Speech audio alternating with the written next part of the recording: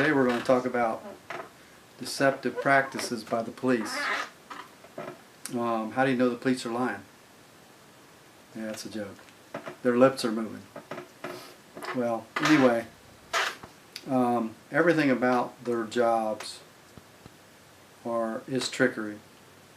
And all they're trying to do is to get you to enter into a contract. And they try to make you believe that you did something wrong. And they hold court with you on the side of the road. Now, when they approach you right off the bat, they're violating your rights. They're supposed to, if you did something wrong, they're supposed to read you your rights. But I think that's all out the window these days, because they don't really teach anything about the corporate stuff. They teach their agenda in schools, and they lie to you about events that they say have taken place. But if you go research it, almost everything, there's a little bit different story than what they tell. So they're into this fictional world where they're trying to contract with you, and they the first thing they want to do is they want to get information from you, and that really shows that you volunteered, because they don't twist your arm up and then pull your wallet out of your pocket and then write down all your information. They come up and do something to you because they're bullies.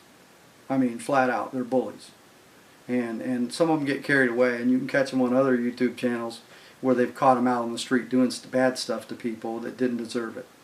Now, some people may deserve it, but typically they're beating people up, and they're trying to get people to volunteer. So when you're giving them information, you're holding court in the street and you're giving them information. Well, the information you give them, if you start giving them information, it is really used against you, and they go ahead and do a ticket, because if you're dumb enough to give them the information, they'll go ahead and write it all up, and then you'll have to appear in court. And they have they play these little games, and I don't know how anyone could ever figure it out. I mean, it's just a bunch of shuck and jive. But they try to give you 2 or 3 charges, so you'll plead guilty to 1 or 2, or they'll try to give you 5 charges and get you to plead guilty to 1 or 2 or 3. And some of their other deceptive things are, let's just say, for example, because I'm going to try to go fast to keep this video kind of short. Like when they give you a polygraph test, and they hook this thing, they put the strap around your chest, and they put these little things on your fingers, and they tell you to hold still. Well, before that, you waived your rights to take the test, or you waived your rights to actually, you said it says you have the right to remain silent, and you waived it. Well, then they're doing all these things to you, and they're acting like this is real, and they have this machine where the little pins going up and down and all that. Yeah. It measures your heart rate and your breathing. Okay, big deal. And then they're asking you these questions, but they won't let you explain. They'll only let you answer yes or no. And anybody that's taken it knows what I'm talking about. And they'll ask you head questions, and then they'll ask you heart questions. They'll like you ask you like your brother, you like your sister, and then they'll say, maybe, have you taken anything without paying for it? And everybody has, Well, then they unhook you, and then that's part of the deception. They'll say, see where that line goes way up and spreads way apart? Well, we got you. We know you did it. And here you are, not even hooked up to the machine, and you're going to either tell them verbal language, and you're going to speak to them, or it's going to be nonverbal, like you'll look up to the right to lie, or you'll go, and you'll swallow, or you'll say, I swear to God, they know. I mean, and you tell them yourself, the machine doesn't catch you doing anything. I mean, literally, it does not catch you doing anything. And it just measures your heart rate and all that type of stuff. And then the professional, so-called professional, has done it his whole life, from wherever, London, Ohio, that's this expert that nobody ever wins or beats it. Yeah, but they come back saying that it's inconclusive. That's because you were right and you weren't lying. But they act like, well, it can't be used in court, it's no big deal. Well, why do they want to do it then? Because they're tricking you. The other thing is, like a breathalyzer test. Now, I'm not saying anybody should drink and drive by any means. You shouldn't be doing that. But if you drink a couple beers and you go get in the car and you drive down the street, and your alcohol level, you know, is like 0.02 or something, you know, well within the limit. They pull you over and they get you to walk this line, touch your nose, do your ABCs, you know, count 1, 2, 3, 4, 5, 5, 4, 3, 2, 1, trying to get you to bobble and make a mistake and all these kinds of things. It's just a game they play, but in reality, they'll get you to take that little stinger at the scene, and then they'll set you in there, or they'll get you to walk the line, or they'll talk to you, or whatever it is, and they'll sit there waiting for the wrecker.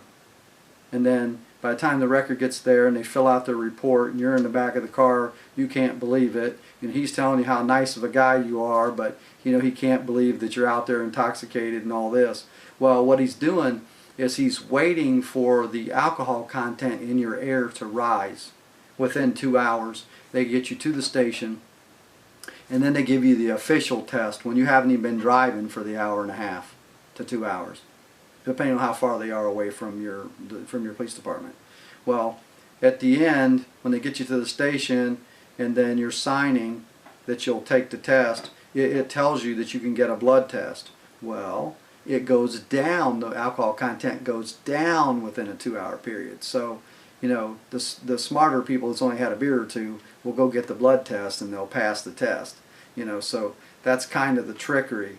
You know, and it's like the radar gun too. You know, I got to call BS on the radar gun too. You know, you can be going down the you can be going down the highway, and a semi can be going down the highway close to you, and they can be setting in the medium, and then they will radar gun you, and you know, when he points the gun and he pulls the trigger, does it like move? Would you agree? Maybe a quarter of an inch, you know, this far. Well, when you're doing surveying, and let's say it's 500 feet, and they're radar gunning you, and it's off by, like, you know, a quarter of an inch, which isn't very far. It's off like quarter an inch when he pulls the trigger. How far is the beam off on the other end? You ask someone that surveys, but it's around 80 feet. And how long is your car? So, you know, it's crazy stupid, you know, on the things that they trust and believe in, because it's all fiction, it's all fraud, it's all, you know, it's trickery, really, in reality. So that's just a few things on how they trick you, you know, for me, so I can get this video out and give you a little idea. You can go back and research my other videos, and you know, subscribe to my channel so you get my videos as they come out, okay? And then I'm going to have a link down here if you please donate.